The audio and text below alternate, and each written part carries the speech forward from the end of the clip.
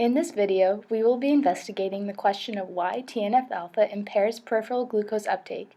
We will first define the problem in terms of conservation of mass. We will then form our hypothesis based on an analysis of studies done by Stevens and Pekala and Plumgaard. In terms of conservation of mass, we looked at blood glucose as the mass, with glucose as the inflow and peripheral glucose uptake as the outflow. With infusion of TNF-alpha, the outflow decreases as the inflow stays constant. Therefore, blood glucose, our mass, increases. In regards to blood glucose concentration, we hypothesized that in the presence of TNF-alpha, peripheral glucose uptake decreases due to a decrease in GLUT4 translocation to the membrane. Therefore, a decrease in outflow is seen, ultimately decreasing blood glucose concentrations. In a healthy control subject, a constant infusion of glucose increases insulin production, activating the insulin signaling cascade. This causes the translocation of GLUT4 transporters to the plasma membrane, increasing glucose uptake into skeletal muscle. An in vitro study in 1991 by Stevens and Pekala investigated transcriptional repression of GLUT4 genes in adipocytes by TNF-alpha. Recombinant TNF-alpha was provided and 3T3-L1 adipose cells were utilized in this experiment. The pre-adipocytes were cultured, maintained, and differentiated. In order to examine the distribution of GLUT4 protein, Western blot analysis was performed on isolated membrane fractions from control and TNF-alpha treated cells using antipeptide glucose transporter antibodies. The treated cells were exposed to 5-nm TNF-alpha.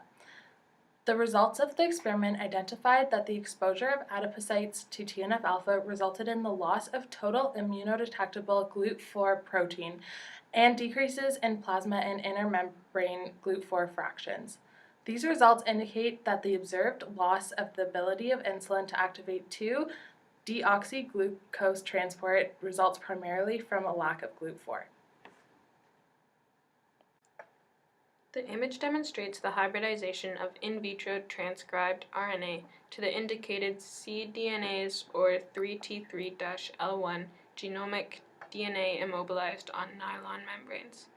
This figure highlights the decrease in appearance of GLUT4 when the adipocyte is exposed to TNF-alpha. Vector DNA was present as a control. In a study by Plumgaard in 2005, 9 healthy men underwent 2 separate experiments involving a saline or a human recombinant TNF-alpha infusion. Before the TNF-alpha infusion, glucose was administered to allow for the determination of glucose turnover. TNF-alpha was found to inhibit whole-body glucose uptake. Importantly, hepatic glucose production was unaltered by TNF-alpha infusion, demonstrating a direct effect of TNF-alpha on peripheral tissues. Using a polyclonal affinity purified antibody that recognizes AKT phosphorylation motif peptide sequences, we show that TNF-alpha infusion impairs insulin action of AS160. Reduced AS160 phosphorylation may provide a mechanism for TNF-alpha-induced insulin resistance on glucose uptake because GLUT4 exocytosis is dependent on AS160 phosphorylation.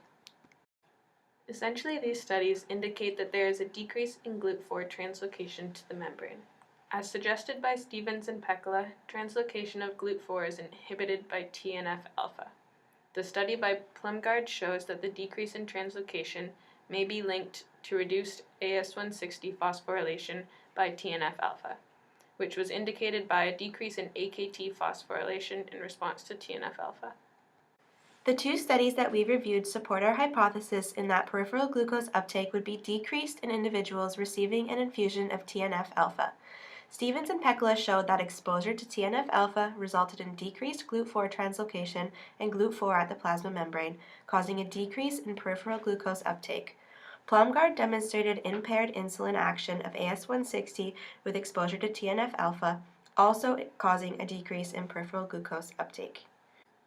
From lecture, we know that TNF-alpha acts as an inflammatory cytokine within the human body. The 2 studies investigated in this video have shown mechanisms by which TNF-alpha decreases peripheral glucose uptake. This decrease in peripheral glucose uptake correlates to a decrease in outflow according to the conservation of mass model. Eventually, exposure to TNF alpha will cause insulin insensitivity and lead to insulin resistance, contributing to development of type 2 diabetes.